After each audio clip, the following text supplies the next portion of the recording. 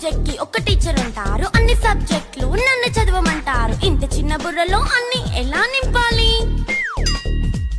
Class work, home work, fair notes అంటారు. Subject కి 3 books పెట్టి బ్యాగ్ నింపుతారు. ఇన్ఫాక్ట్ నా బరువు కన్నా నా బ్యాగ్ బరువే ఎక్కువ.